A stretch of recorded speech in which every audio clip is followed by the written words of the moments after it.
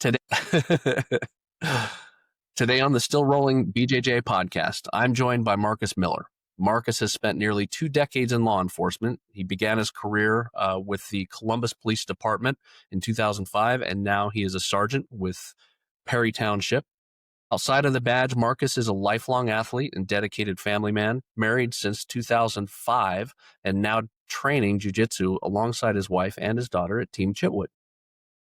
He first stepped into Jiu-Jitsu in the early 2010s, and then he stepped away when life kind of pulled him in other directions, and then he returned in 2019.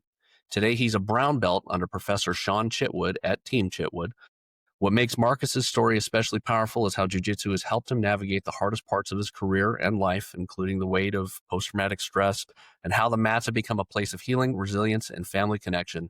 Marcus, I'm grateful to have you here today, and welcome to the show. Thank you, Matt. I appreciate it. And it's a huge honor for me and take one of those quotes from one of my favorite BJJ fanatics, a guy that we all love and adhere in the sport of jiu-jitsu. Yeah. So I would start our conversation with, when you think about the person you were before jiu-jitsu and who you are now, what do you think would be the sharpest contrast?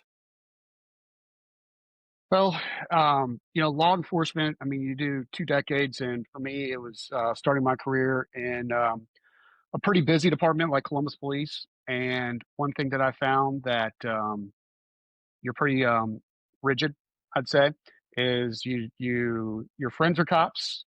You only talk to cops. You only spend time with cops. And when you're at work, all you do is talk about cop stuff. So, and the one thing that I would say that before jiu-jitsu, that was the reality of my life. And for me, outside of some high school friends that I grew up with that I still hung out with and communicated with, it was the only people I really knew as cops. And honestly, your perspective on life, I'm sure it's somewhat similar. And like, if you just hang out with military guys, being in the military, it seems like the perspective of life is just through that telescopic lens of just law enforcement.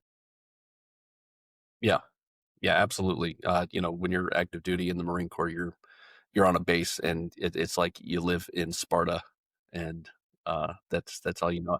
I think I was in 29 Palms 5 years, and I didn't know a single civilian in town. Yeah, and that's the other thing. So the only time that you interact with people that are not cops is when you're on calls. And being a young officer, I started out on third shift in the inner city areas, and I didn't even really see my wife. I got off work at 7 a.m. and a lot of times I was on overtime, and she went to work at 8 a.m. So by the time she got home, we might see each other for a few hours, and it's time for me to go back and interact with cops and bad guys. So, yeah. What led you into getting into police work? Well, my dad retired from Dayton Police Department, so my dad was a police officer with Dayton Police Department, and I also have a family member that still serves as a sergeant for the Montgomery County Sheriff's Office. Okay. Without reliving specifics of what you don't want to talk about, what does the cumulative stress look like in policing? I know that, I talk about this sometimes in the military, and, you have deployments, you go to war and those kinds of things, and you're in those sort of active environments where, people think of going to war like it's a gunfight every day, and it's not that. You have, if you are in combat, usually it's in short spurts. We say, 10 seconds or 10 minutes of horror surrounded by maybe 3 or 4 months of absolute sheer boredom. Then you come home. Police work is, in my opinion, without ever having been a police officer, but what I would observe is you guys are in that environment where you're always having to be vigilant, day in and day out, and then you go home, and then you got to go be a family guy. You're flipping a switch much faster than, if you come out of a war zone in the military. Usually they actually have kind of a decompression time you might go to a different base, or you're in a different kind of a staging area before they even let you go home and interact with people like family. Yeah. Yeah. What does that look like for you? And then once you kind of gotten into that, how has jiu-jitsu kind of helped kind of process some things for you? Absolutely. So the one thing that I found, and I got this from my pastor when my wife and I, when we got married, we had to do pastor counseling. And the one thing that stuck with me is he talked about hats, different hats. So he has a hat that's a dad hat. He has a hat that he's a husband hat. He has a hat also that he's a pastor hat. And he said the one thing that he took was when he got into his car, if he's leaving church or if he's going to from home to church, he put a different hat on. So it was kind of that reminder that you're not. We called him, and his name is Pastor Pat, but we didn't. It was Pastor Pat didn't know he wasn't Pastor Pat when he was going home. He was Pat, or he was dad, or husband, and sometimes what I found, especially early in my career, I thought I was doing a good job of putting on my different hat.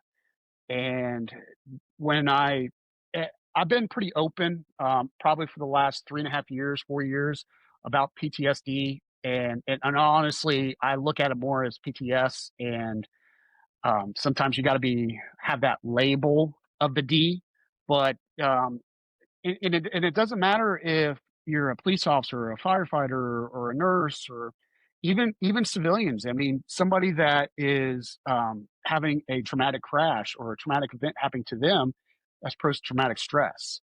And one thing I found in law enforcement, for majority of us, because I'm sure it's the same way in the military. I've heard a lot of military guys speak that 99% of military guys are not actively in their career have been in a shooting.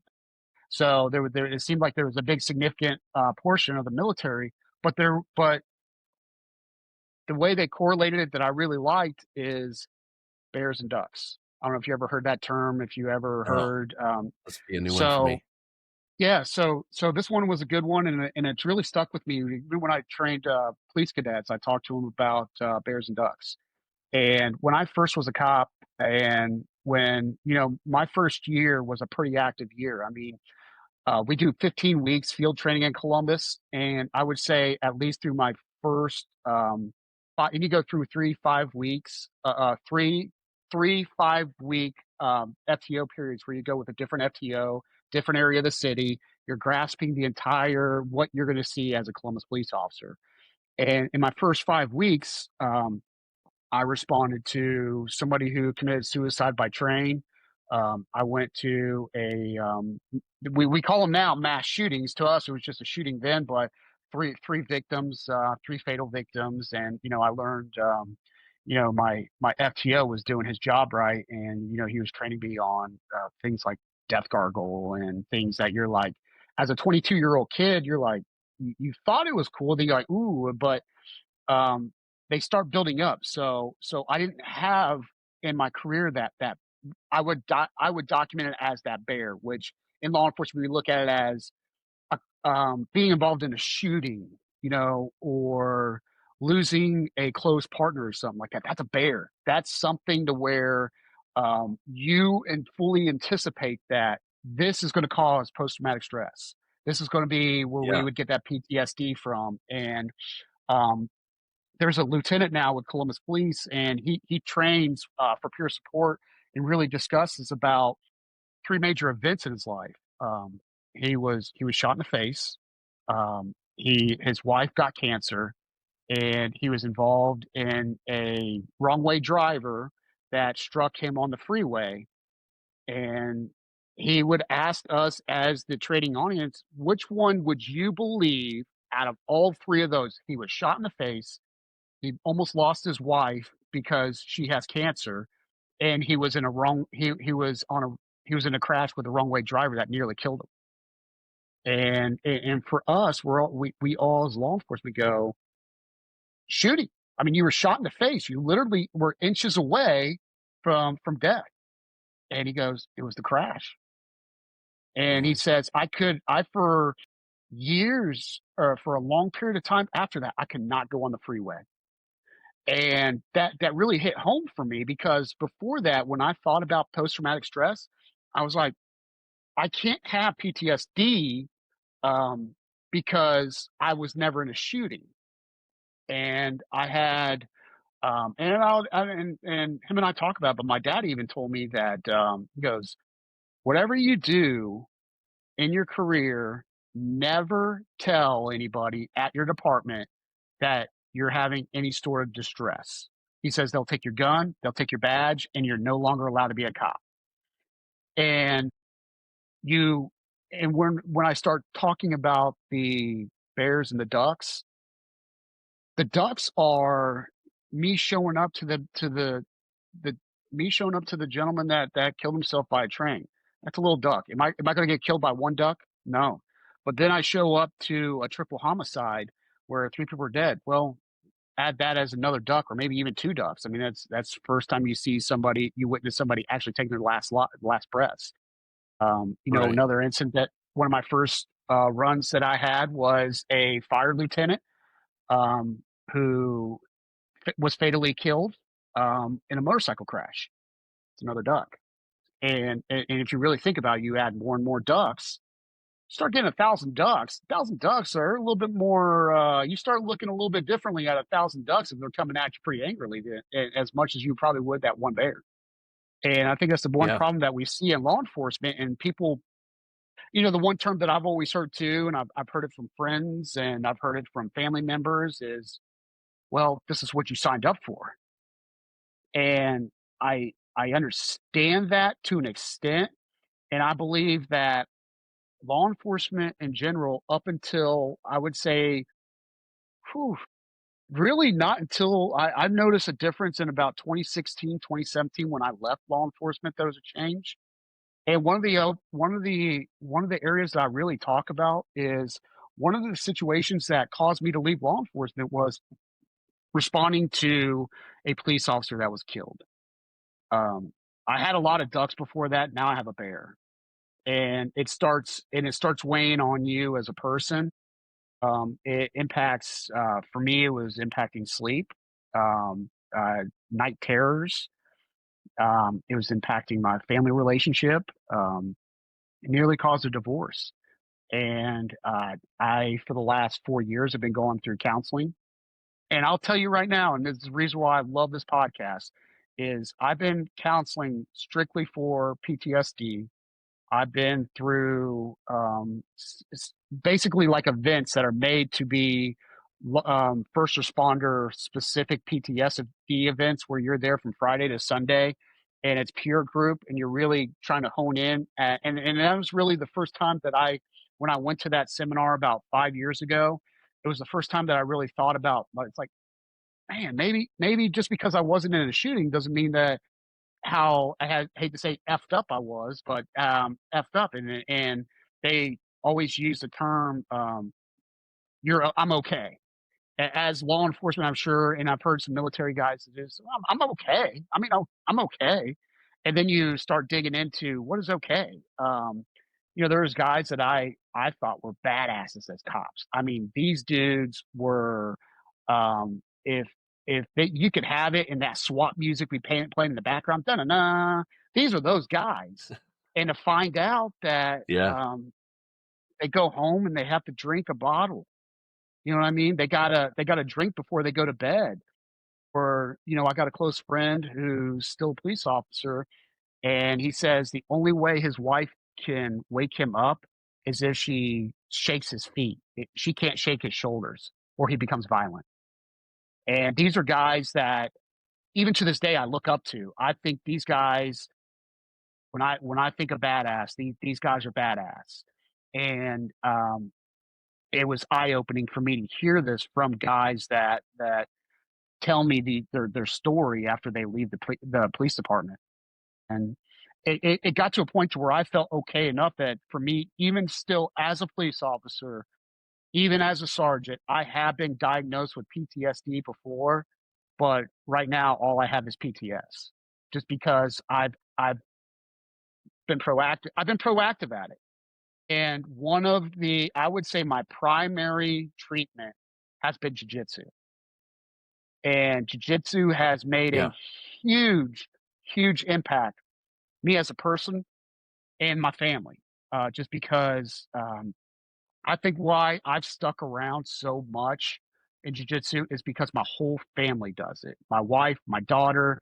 Um, you can see, and I know everybody. Hopefully, everybody can see this. This is me with an ugly Amish beard, and we're with Helson Gracie, and there's my wife, and there's my daughter. So I'm glad I'm glad my whole family gets to do it. And the one thing that I'm also glad for is I found a woman that I love and that she can marry somebody as ugly as me and stay with me. She did not upgrade. So, but the one thing I will say is the jujitsu is it's something to where I began interacting with people that are not cops. Um, One of our best friends, I mean, smokes weed on a regular basis. I would never have thought that I would have hung out as a police officer with somebody who smokes weed on a regular basis. But the That's one the thing, ongoing joke, right? oh my If you're god, looking for ads, it's a lawyer, a doctor, a Walmart greeter, a cop, and a pothead all gathered together at the same time. yeah, and that's the one thing that I love about it. And you know what? It's the pothead that I have some of the best conversations with, and to find out they are some of the most intelligent people I've met. Yeah. So, I mean, I would say something that is the impact there is I've gotten to a point to where even somebody who I would consider my best friend, he's tattooed from his head to his toes. And I'm sure you've rolled with Matt Jenkins, and he's a great guy. And you wouldn't think you put us side by side, you would look at him and be like, oh, he's been in prison, and he's definitely a cop. How are these two able to have a conversation and just we call it in law enforcement shoot the shit. So, and I apologize Yeah. if I hurt No, anybody's this feelings, is but shoot the EBU. shit This and podcast is we'll call it PG-13, I guess.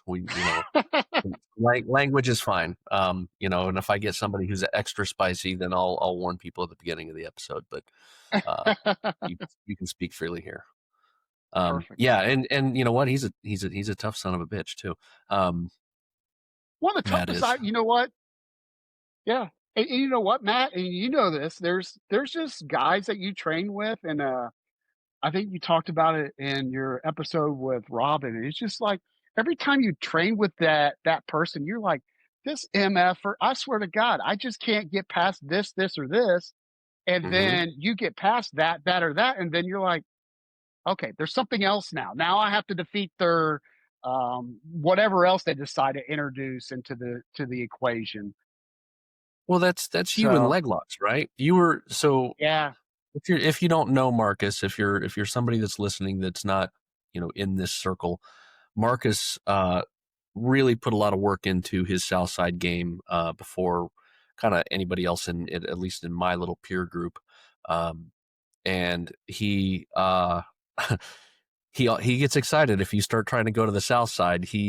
I remember I went to the South Side on you once. You're like, "Are you sure about that?" And I was like, not anymore, but okay, here we go." And I was tapping. So yeah, that you've got a thing that you do that's a challenge, and the best way to overcome it is to say, "Help me figure some of this out." I remember. I want to tell this story where you got so mad at me. You were I so mad. I could tell it on your face. I'll be honest with you, Matt. That is the first time that I've rolled with somebody in a while. I'm like, I might have to keep my left hand up because I'm thinking a punch is about to get thrown.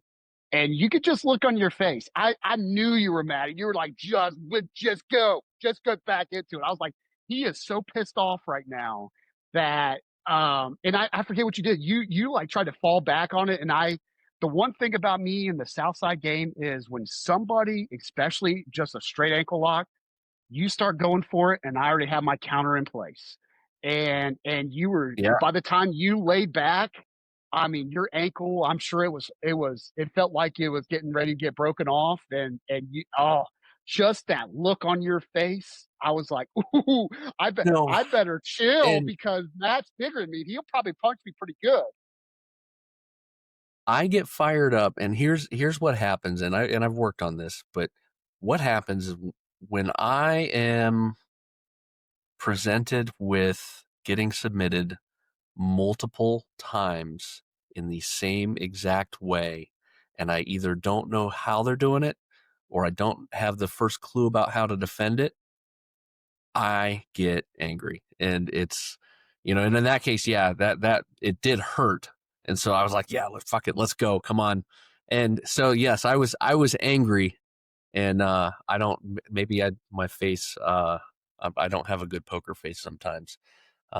There was no poker. There was pure, No, we're about to fight. I was fully anticipating. I was like, he's probably getting ready. And I say, and I got to prepare myself. I'm like, all right, if he does, do not let him on top. He is not going to get on yeah, top, because once he gets on top, I don't care if you're a brown belt or not, this dude is going to do some pummeling. yeah, yeah, That's all love. yeah. That's all love. You know I have, what? I have, I have never attacked somebody in anger in jiu-jitsu. But I have had some frustrating moments where people have known that I'm annoyed, and I'm Oh working yeah, on it. Um, yeah, that's that anger management piece that jiu-jitsu gives me. Um, yeah. But and but I I do do have have a to. good You control do. game. And that's the one thing I would say about you for when you grapple is there is no way in hell I'm going to let you get side control on me. Even though you are down 30, 40 pounds and you look skinnier than I do right now. And I think you need to edit that down because, um, I think that you looking skinnier than me, it hurts my ego, and I'm gonna have to do something to remedy this the next time I see you. This ain't gonna happen again, man. It's the low angled camera that you're using with the buzz cut. It makes you look a little bit like a thumb, but it's okay. Wow. I'll take a thumb. I'll take a thumb. I'll take a thumb. Yeah. No, and I've been there too. And do they let you guys grow beards, or are you an anti Yeah. beard? Okay, I that just that don't that look just good. I covers just don't my look track. good. I look like Yeah, Joe Dirt when I get a beard. And when I grew this beard, I had yeah. ringworm on my face that looked like basically from another planet. So ever since then, I just can't have beards. Not when I grapple. So Well, that's the yeah. Yeah, no ringworm. no. No, and you look fine.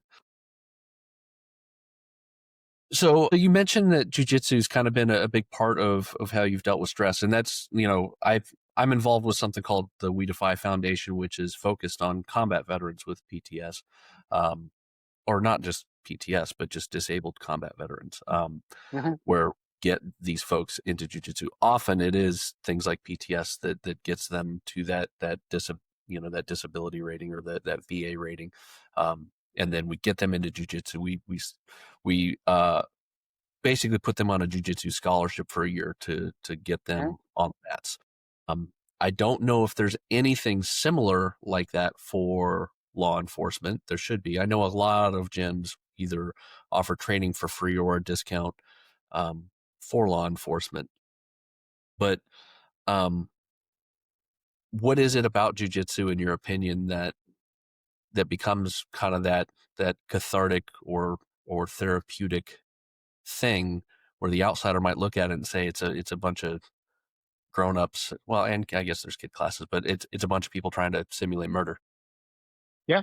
Yeah. And I guess that's I think you said it best too with Robin's podcast that you did with him the amount of trust that we have for each other, even because we are simulating murder, that I find to be very interesting. It's that pothead that knows that you're a cop. And maybe 2 days ago, that pothead had an interaction with a cop, one of my fellow colleagues that might not be as hip to um, being cordial with other people, and he might have had a bad experience. But I got to ensure that pie is not going to choke me out or break my arm or whatever Yeah. have you because I'm cuffed. So there's a lot of trust there. But the one thing that I look at with jiu-jitsu and how it really made an impact, especially with dealing with stress, is what I found is, especially as a police officer, I have a lot of stuff going on in my shift. It could be just a crash. It could be nobody calls the police to say, "Boy, officer, I'm having the best day of my life. I had to just share that with you." It's always you're always interacting with somebody who is having their worst day in their life. That's Right. every day. Every day for me, I have to interact with humans that are having the worst day of their life, and that is that again, we talked about ducks, we talked about bears. Another way to put at it is you can have another way is I've heard people putting rocks in their book bag. You have a book bag that's empty and you put a rock in there. It's pretty light, maybe one or two rocks, but you put 5,000 rocks in there. That becomes pretty heavy pretty quickly, and that's what usually gets cops. And what I love about jujitsu is if I go into class and I bump fists with Matt Montgomery and I'm thinking about that crash. Matt Montgomery's gonna put it on to me. Jiu-jitsu is that one place to where it doesn't matter if it's work stress, home stress, financial stress. It tends to, at least for that hour or that hour and a half, it tends to go away. I have for years before jujitsu, I have not been able to find anything to where it took that it took it away. You always had whatever was bothering you in the back of your mind was always there. If you're watching a movie, and I think this is why addiction becomes a big issue in first responders and military guys is they never get the relief. But there was a point to where I'm only 5'10", and I ballooned up to 265 pounds when I was 28. And my doctor says, "You're about to be pre-diabetic, have heart issues, and we got to put you on blood pressure medicine." I was like, "How about I just lose weight?" So Yeah. which really made that impact. But my coping mechanism was food. So, and I think as cops, we try to find what that coping mechanism is or that way to um, eliminate that stress in your life. And I found that it's jujitsu. Um, Yeah. I, I jujitsu is a gentle art, and everybody's like, "You're trying to kill each other." Well, I guess if you look at it that way, but it's the only time that I can bump fist with somebody who's not a cop. And if it's that 5-minute rule, anything that I had stressing me out is gone, at least for that 5 minutes or for the class, for that entire class. And, you get better at it and better at it and better at it. And you really look forward to that class or that role. And like I said, it doesn't have to be work stress. It could be just family stress. It can be the stress of your kid going to college or whatever have you. This for a period of time without having to use drugs, alcohol, food, or I hate to say it for some people, pornography or something like that. You have that stress relief that is beneficial to you. And one big one for me is having my family doing it and being able to spend time with them because I know a lot of gu- guys and gals that do jujitsu, they don't do it with their family. And sometimes if you're really addicted to jujitsu, you Yeah. might spend a lot of your free time there. But I get the benefit of being able to do it with my family. Yeah. No, and So, that so I think it's amazing that you guys that you guys both train. It's my wife, jujitsu is not her thing. And as much as I'd love it if it was, it just isn't. I'm okay with that. She also understands that I'm going to go train, but I also see, you know, you in there, and I see a couple other couples that both train. Um, it's fun to watch because you guys are both in an environment where you're both getting all these great things that jiu-jitsu provides, and you're getting to see each other grow and do it that way. As far as the kind of taking your mind off of things, you're talking about it kind of actually reminded me about a non-jiu-jitsu thing. When I was in boot camp, we were able to call home on Easter Sunday, and I called home and I got the news that a grandparent of mine had died. And so I fell back into formation. I was very sad about it, and my drill instructor could see that I'd gotten some news that wasn't good. And so he came over, asked what happened. I said, my grandmother died. And so what he did is he immediately took me to the pit, and he worked the dog shit out of me for about half an hour. Just probably the worst, in boot camp when they make you do all the extra physical exercise, the push-ups and whatnot. It's called IT, or incentive training. I didn't understand what the hell was going on. I didn't know why I was being punished in that moment, but for that amount of time while I was getting thrashed, my mind kind of went off of family stuff, and it became focused on this thrashing that I was receiving. So Yeah. Um, Yeah, and you had to yeah, forget you had to forget about it, or you're going to get thrashed even worse. and that's exactly it. That's 100%. So, what in the moment felt like he was punishing me, and honestly, he probably did exactly what I needed at the time, because I had to get some emotion or anger or whatever out in that moment, and that was in the form of that exercise. So, yeah. Drill instructor, Staff Absolutely. Sergeant Minor, if you're running around out there somewhere, thanks. It's only been 25 years. 27. I'm old. Anyway, so you got into jiu-jitsu then for fitness. Is that what I'm gathering, or was it something where you said, I gotta, become a better fighter, better to able to defend myself, or what was it? Yeah. I'd say the first time was, and the one thing that because I've said it before, especially the more rank I get into, is I wish I would have stuck with it when I started in about 2010, because I would be a black belt by now. But I think jiu-jitsu has its purpose and it has its journey. And sometimes we for family reasons, and when we have full-time jobs that jiu-jitsu is not our full-time job or our full-time passion, we take breaks, and my family life, my work life did not allow me to stick with it. But the first time it was, I'm not a small guy, and I should handle a smaller person pretty easily. And you get somebody that you're putting them to the ground, they're getting back up. You're like, what's going on? And back then, a lot of the cops, and there wasn't many of them. There was, I think, the biggest thing that I heard in the police academy in 2005 was wrestlers. And I wrestled, a few years in grade school and all that. So wrestlers. So we hear about wrestlers. Okay, wrestlers should be able to, keep some of the ground. But then keep hearing about this jujitsu thing. I was like, jujitsu? What's that?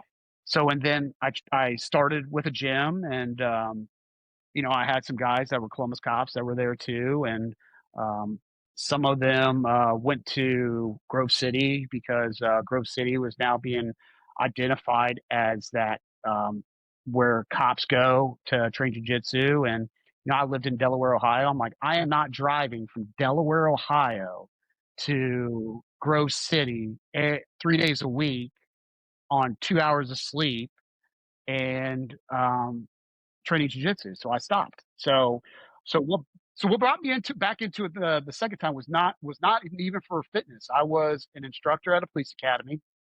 I was in the hitman suit, and there was a blue belt, Seth. Um, Thank you, Seth. There was a blue belt from Grove City, and just about everybody in the class, I'm wiping the floor with them. I boxed in college. I have experience in other martial arts growing up as a kid, and I've never had an issue. Seth was about 180 pounds, goofy as hell, a great kid, great office, a great deputy, great man. He wiped the floor with me. I have the Hitman suit on, and that's the first time I had to take a Tim Tebow knee and just sit there because I got worked over, man. I've never had anybody work me over like that before. Yeah. And he was high-fiving his friends, and he didn't and there was a few other guys that were just white belts at Grove City, and they're all having the same thing. They're like, "We're beating the crap out of this guy." I'm like, Yeah. this ain't gonna happen Yeah. again." Not again. And that's my mindset. You're somebody who's the same way. That was my mindset. I was like, "I'm not gonna get my ass kicked like that again." So I found the closest, I found the closest gym, you know, training at Chitwood that he has name recognition in law enforcement. He's been in law enforcement for 30 plus years, and he has the recognition in the jiu-jitsu communities. And with it being close to our home, I'm like, I'm going to Chitwood. And my first class, I got paired up with this purple belt. He looked like when he first came in, he was that pothead. I don't even think he's still there anymore, but he was that kind of like pothead, scraggly beard. And when I saw him walk through the door, he had this Crocodile Dundee hat on, and I didn't know what a daggum purple belt was. And we got to rolling, and I quickly learned what a purple belt was, and Yeah. I got my ass kicked. And I got addicted to it after that. This is one of those things that we do, I guess, in our lives that we're saying that I loved it. I'll tell it to him now, but so I was in jujitsu for several months, and when November came around, we're talking about November 19. And there's a major world event that's about to come around, and Yeah. in law enforcement and we keep hearing about this cold that's over in China, and then everybody was like, it's China. We don't have to worry about it. We don't have to worry about anything. So we're like, okay, we're cool. We're cool. Um, by the time March of 2020, my wife started, my daughter started, my whole family's involved in it because they see how much great time I'm having, how much better I'm getting at it. And um, this cold, call it, I don't know if I'm allowed to say it or not, but this We're not CV-19. saying, yeah, who knows? Okay. Yeah. It showed up and it shut the world down. Yeah. And my mental health relief got taken away. And I think this is one of the big things that really happened to us a lot. And before it got taken away, I got a phone call from my chief at the time. "Hey, chief, how's it going?" And he goes, "Hey, are you still doing that? I think they call it jujitsu thing." I was like, "Yeah, I do that, 2, 3 times a week." Got read the riot act. When I said the riot act, I got called every name in the book except the best officer in the world. But I was called every name in the book, and I was told, "You're not allowed to do that anymore." And I'm like, "Hold on, excuse me?" And he said, "You're not allowed to do that anymore. You could possibly kill somebody or hurt somebody if you got sick." So that was the first time in my life that I was doing something productive and something that was helping me a lot, and I was told that I can't do it anymore. Um, Wow. that fueled my and we it's something I would talk to him to this day. Even my current chief, who was a lieutenant at the time, he called me back and he said, "I apologize for that conversation." Um, ever since then. It's I know, and I'm not going to go on any tangents or anything, but I'm really big. I'm tattooed American flag and all that stuff, and Yeah. I'm a big on our rights, and I felt like one of my major right was getting taken away, and ever since then I've been pedal to the metal jujitsu, and I'll tell them to this day that one conversation is probably one of the biggest reasons I stuck with jujitsu. The reason why, even after that, during lockdowns of that, I started training every week I would drive an hour away to go train with Sean Chitwood one-on-one. Paid a Yeah. lot of money to do it just because I needed that mental health relief. I needed it. I mean, Matt, I'm sure you're the same way, but a lot of people get into jiu-jitsu and they're like, I just want to be a fighter. I want to be the best in MMA. They see themselves as Conor McGregor. They see him as, you can go with Gordon Ryan or one of those guys. They're like, I want to be the next that guy. For me, it was that hour and a half. It was that time to where I'm bettering myself and I needed it.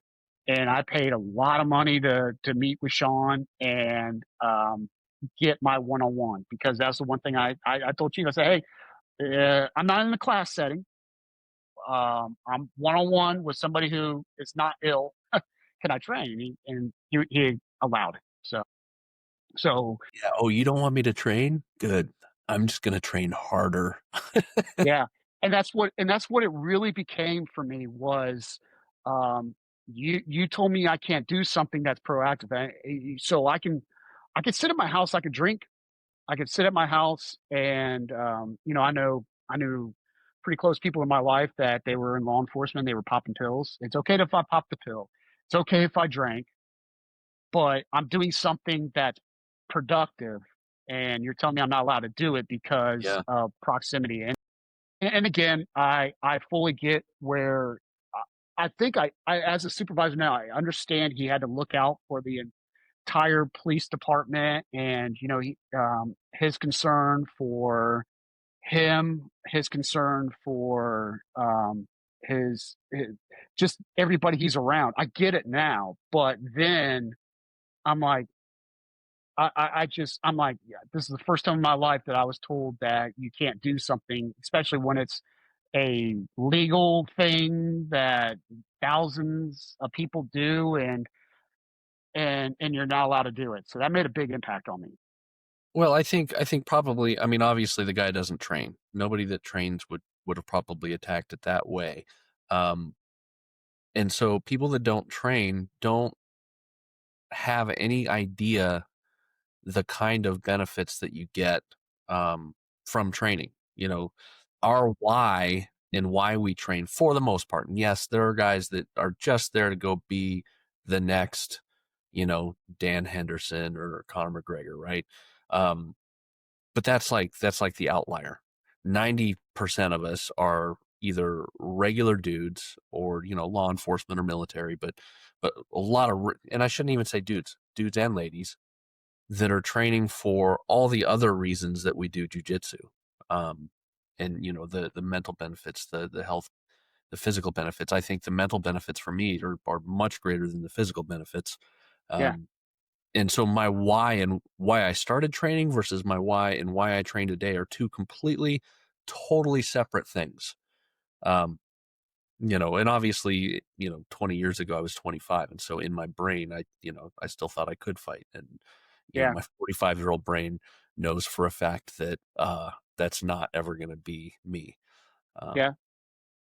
And that so was a big thing, Matt, for me is I started out when I first started jujitsu, and it went really quick for me. So when we talk about evolution of what jujitsu becomes for you as a person, for me it was like I'm not going to have another cadet blue belt going to whoop my ass. That was the reason I started it.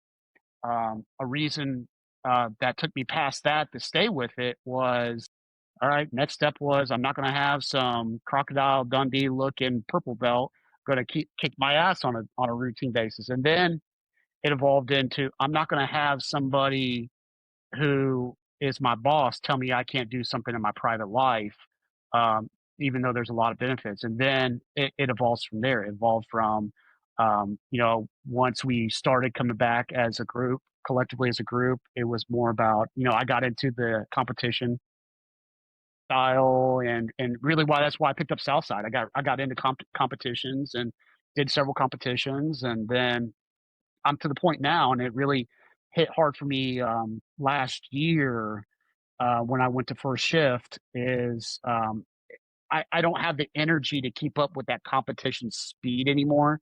I'm getting in my 40s now. I'm 41, and it seemed I don't know what it is, but this since I got and Greg Francos, and I know you talked about Greg with Phil. Um, yeah, he gave me some advice. He goes, as a brown belt, you'll never be not broken is the best way of putting it. So, and I kind of chuckled at it and be like, oh, he's just the, you know, dusty, crusty old brown now getting his black belt. But I And love that man Fritos. to, Yeah. yeah, love that man to death. And, since I've gotten my brown belt, man, it's like, my back hurts. Things like, cause I do a lot of inversions and, leg attacks and that there's just things that I don't know why it was like 6 months ago, it didn't hurt. Now it's like, freak, my back can't stop hurting or this. And it's evolved to now to where I really am not seeing myself in being in competitions. It's more of the mental health and the physical health.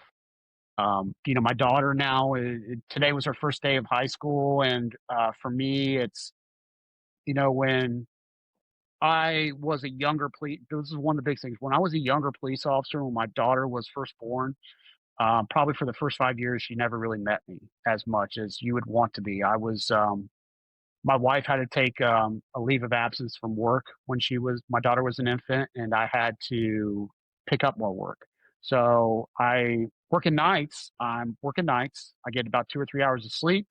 I go work overtime or special duty, and then now I got get a few more hours of sleep, maybe see my family for 30 minutes, an hour, and then go back to work.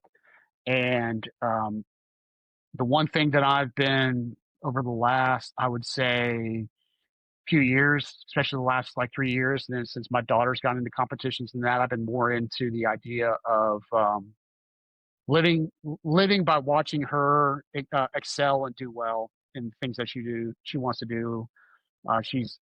She's told me and last year when we went on vacation, we went to Hawaii, and one of the big things that my every generation of my family, I can trace somebody on my generation back to the Civil War, has been in the military in every generation from the current wars Yeah. that we've dealt with to the Civil War.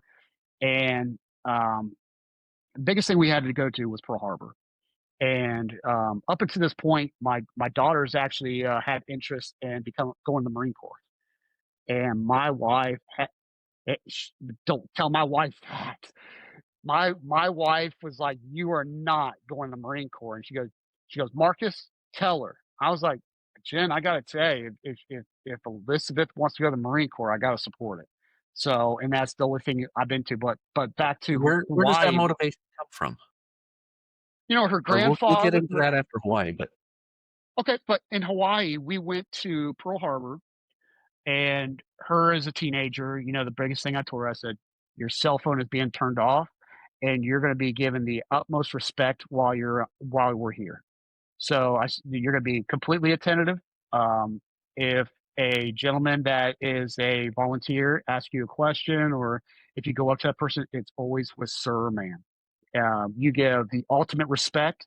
Um, these people earned it, and they gave the ultimate sacrifice so you can be where you're at today." And she took that to heart. So we do Pearl Harbor, and I'm big enough to admit it. We looked at the wall, and we were listening to one of the volunteers talked about, well, there's a set of triplets up here, set of twins up here. These guys are brothers. There's so much there and so much sacrifice. It's not just an individual sacrifice, but generations were lost. yeah. Just at Pearl Harbor. We're not talking about World War II. We're talking about Pearl Harbor. Generations of a family was lost to ensure that we have the ultimate sacrifice. And there wasn't a dry eye after you spend time there. And there were some kids there. They were on their phone. They were joking and laughing. To me, I mean, it's not my kids, so it's not my place. But my daughter, biggest thing I tell my daughter is, when you're in something like this, you never act like that. And she took that to heart. And once we got done with Pearl Harbor, she goes, "Dad, you know what? I want to do. I really would like to try to go to the Naval Academy." And I've always been really big on, if that's what you want to do, then I want you to work for it. There's enough people I work around and politicians that I've had a chance to actually make contact with, to where if I need somebody to sign off on it. But I said, if this is your goal, 10-year goal. If it is Naval Academy, you know what? Be honest with you, Matt. If she, when 18 comes around, she goes, "Man, Naval Academy seems tough, but I'm just going to enlist. I want to go through that way."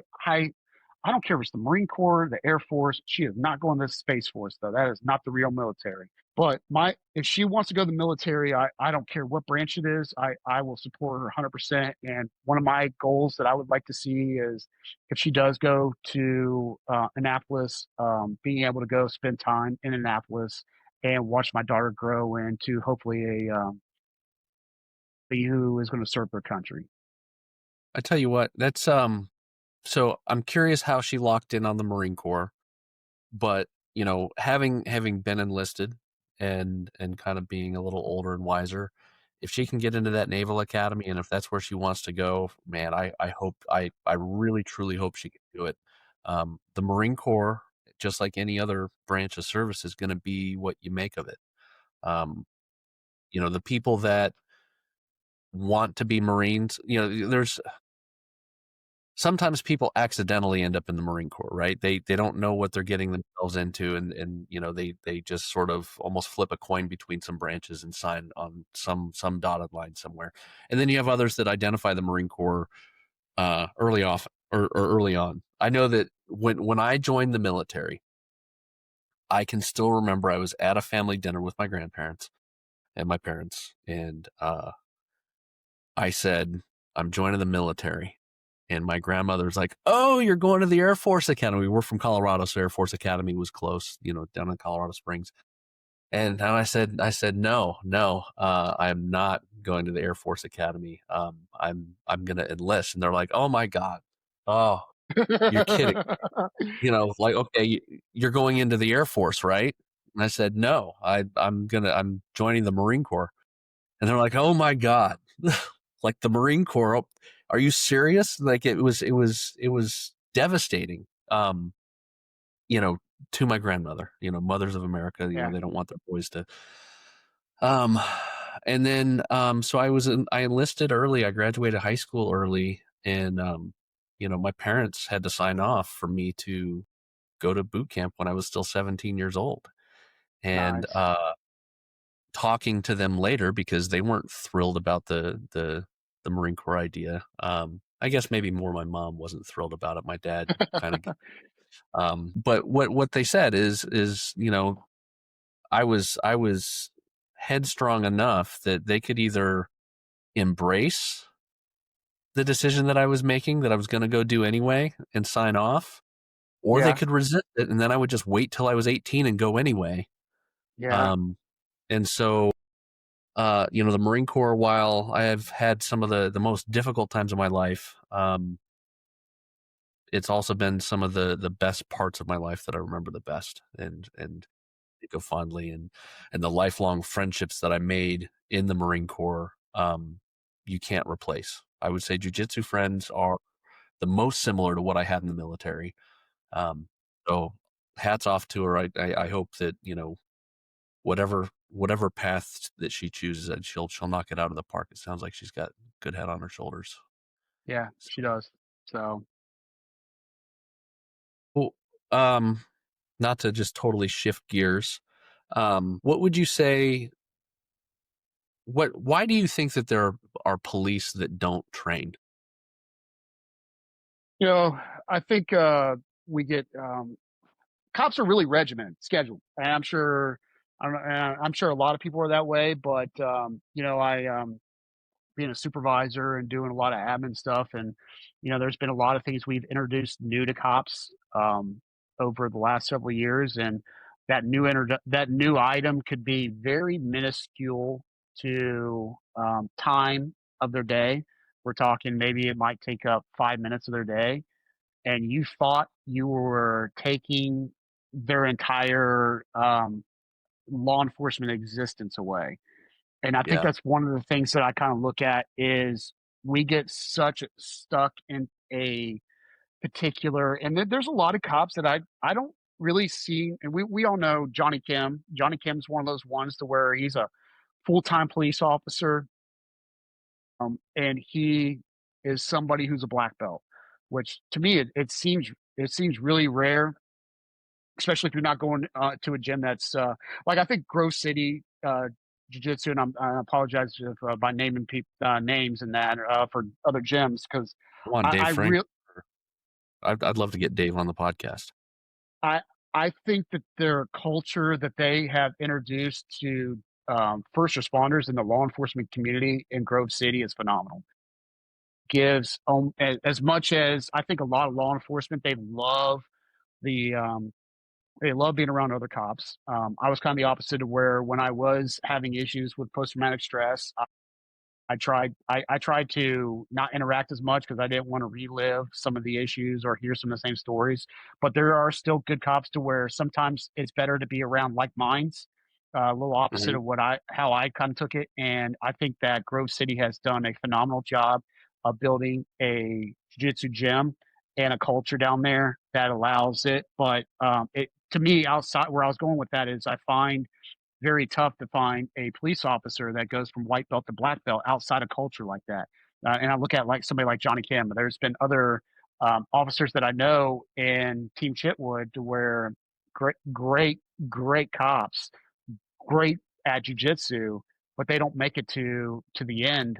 And a lot of times we look at it's one thing that I find for like law enforcement. It's so easy, especially in larger cities, and that to overtime. Do you want to spend Yeah. 3 hours of getting ready to go to jujitsu, hour and a half at jujitsu, an hour and a half afterwards, getting ready for if you have to go to work or spend time with family?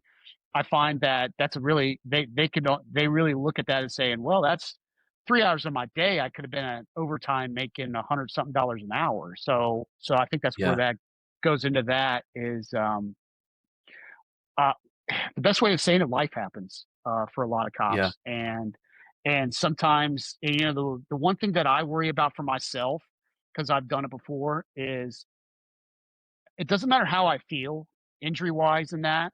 I feel like I at least have to make it to class because so I'm staying on a schedule. Because if I didn't at least show up to class, then almost like what Phil talked about, I think Phil really hit it home of how much it's really impacting him right now because of his injury. And Yeah. to me, I almost would want the bad part for me is I almost want to at least try to train something. I mean, put me in a boot, train something. I don't have to roll, but I need that consistency. And a lot of times for cops, it's the consistency of they go to work, they go to court, they go home, and they go into that rotation. And sometimes we just get caught up in that rotation, and that's the reason why they don't train. And there's other cops too. They rely on I'd say a lot of cops they rely on things like tasers and that. I watch way too many videos of I saw one recently. There was three cops versus one guy, and this guy doesn't look like he's John Wick, and he punches every one of those cops in the mouth.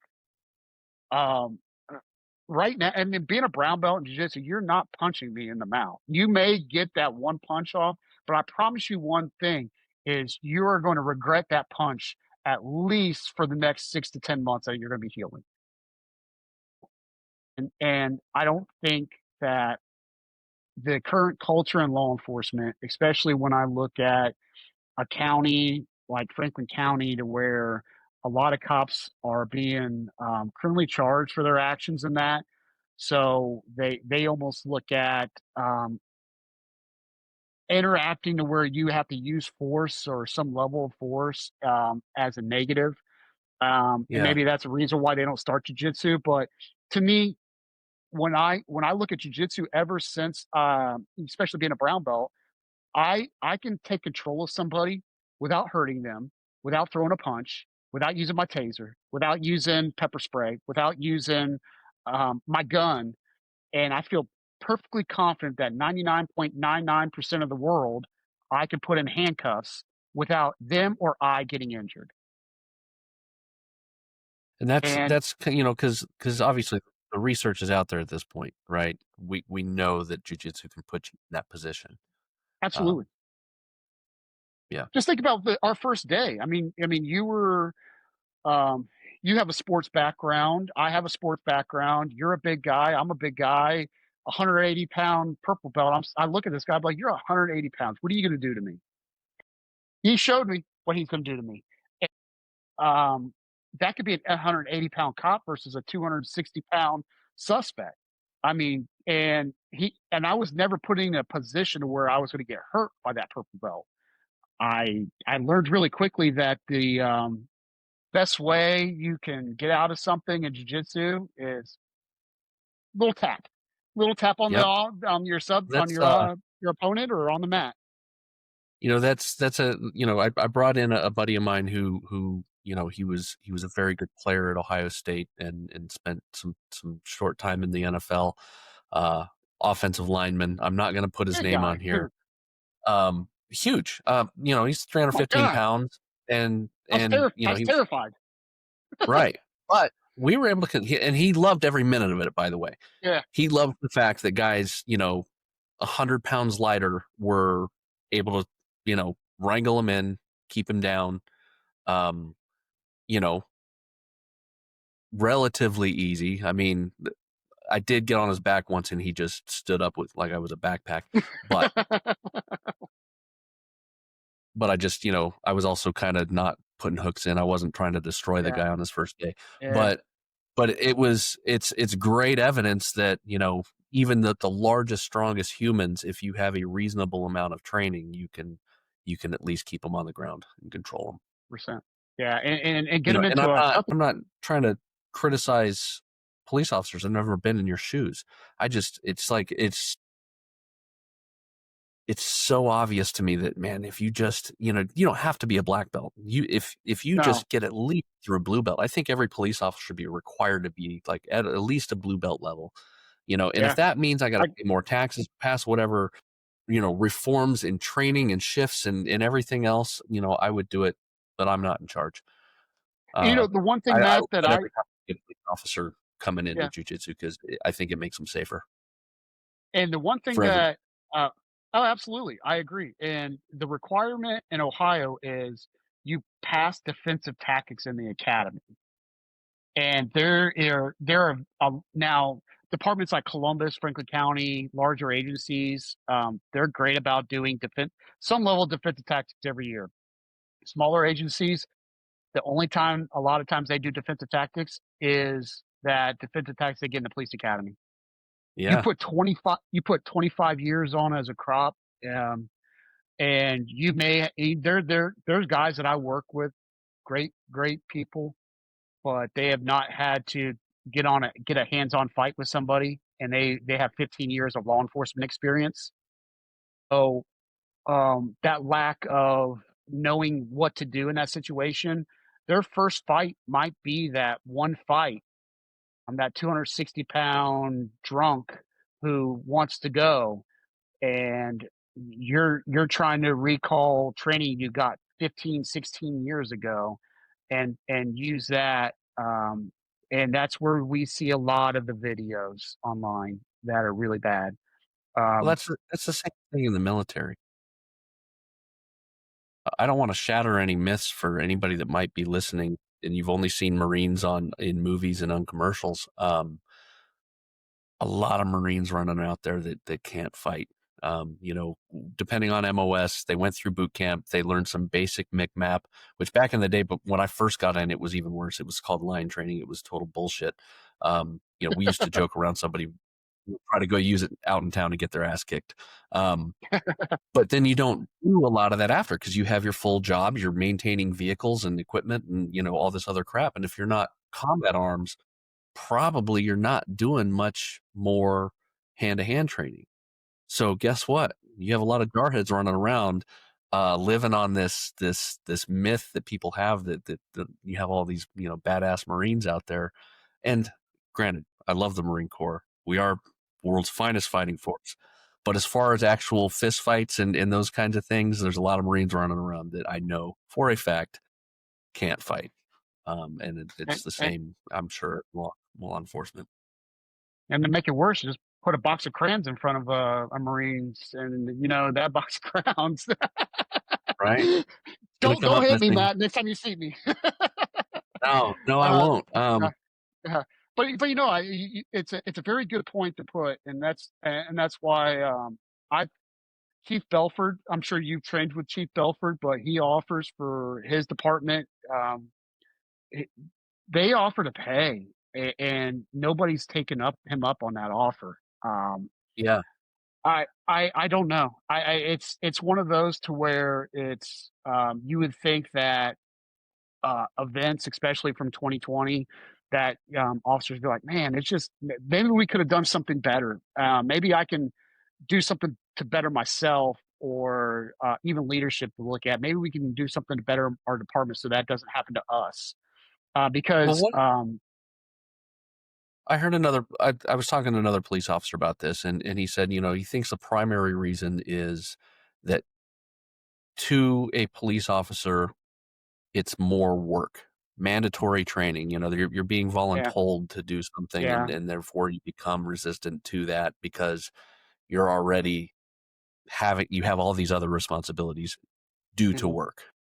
yeah. And so I get it. I just, just like anything else in the world, you wish it was perfect, but Yeah.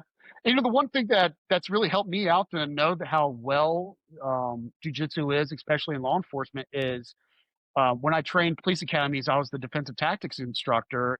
Um, Last year I mean, 40. I'm a 40-year-old male, and I have 20-year-old kids, and I have them start on my back, and it does not take long for to get them off my back, and I start with me on their back, and they realize pretty quickly, like, this 40-year-old man is putting it to me. And I'm this fit college yeah, kid that's been ready to go into this job. And even when now that at that point in time, I was a purple belt with the hitman suit on. And, I use a little bit of jujitsu on some of those guys because honestly, I was using it to, all right, let's see how well this stuff really works against somebody who doesn't know grappling arts absolutely. or martial arts.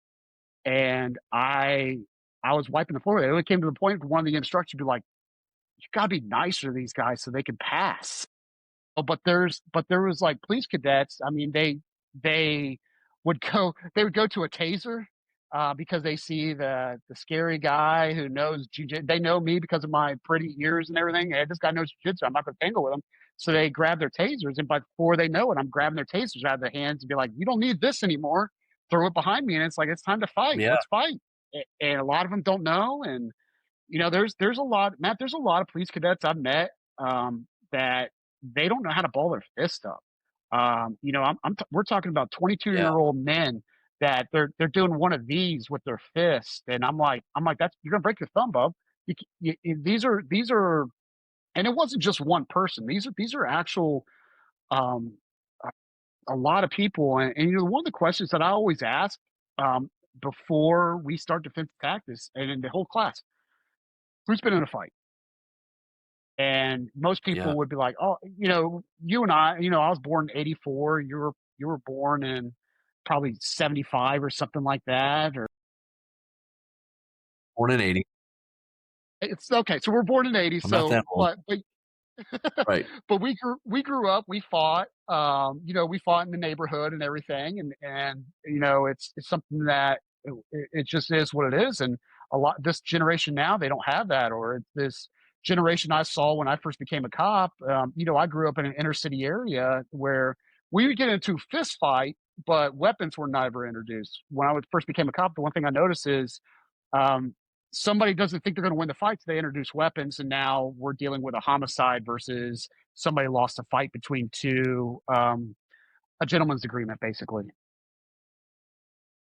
Yeah. Um, yeah. I mean, the world's a little different. I mean, Absolutely.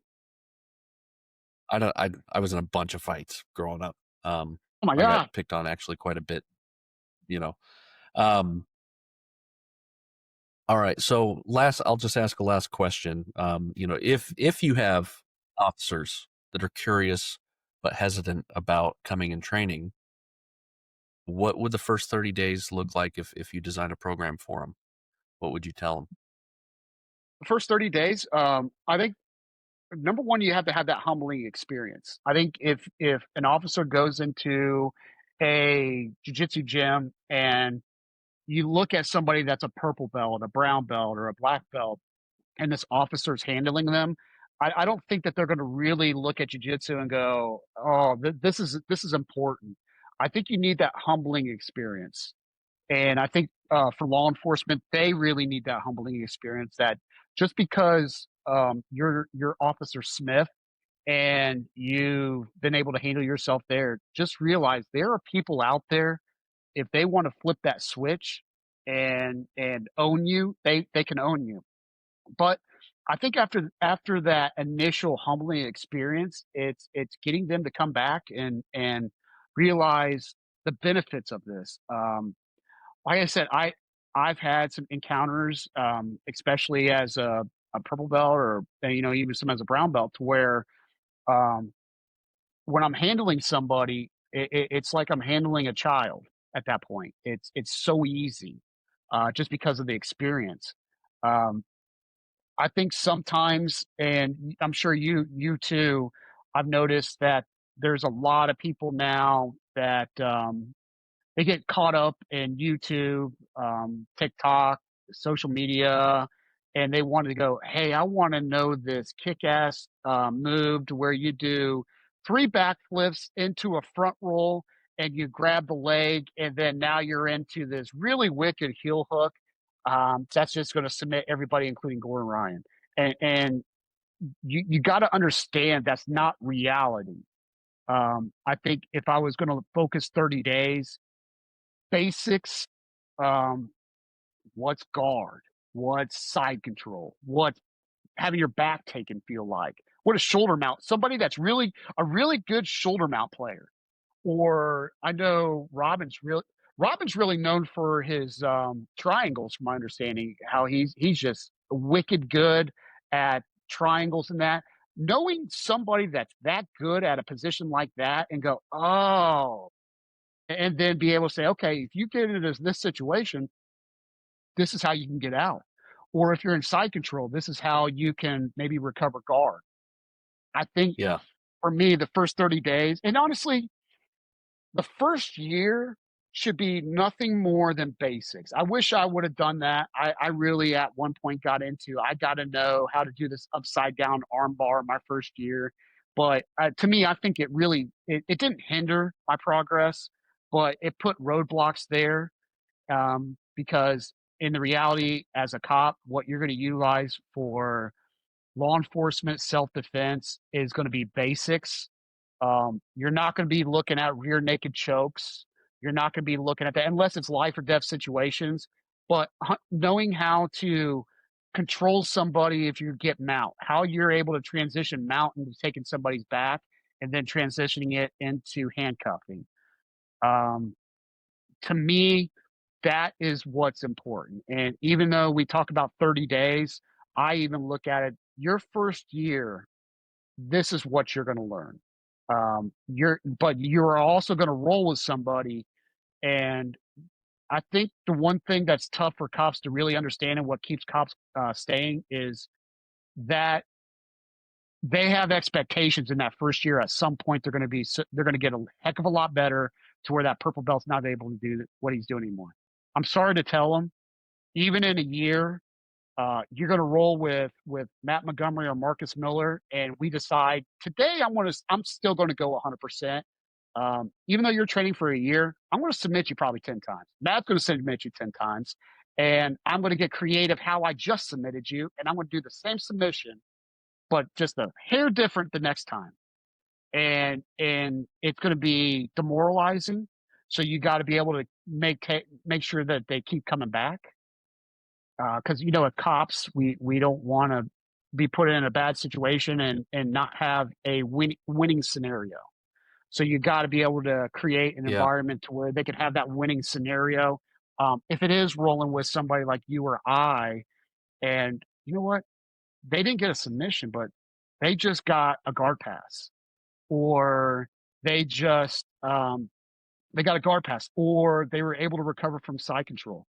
To me, as a white belt, that is the most important thing to learn. Is I might not be able to submit you, but I could put myself in a better position where I could put frames in front of you to where I can either find a better solution to protect myself or I can overcome and become the person on top. That's kind of so, when Jeffers and I first started working with the new guys before class, a couple times a week, I think it was probably a good maybe 8 or 9 months before we taught any of them a submission.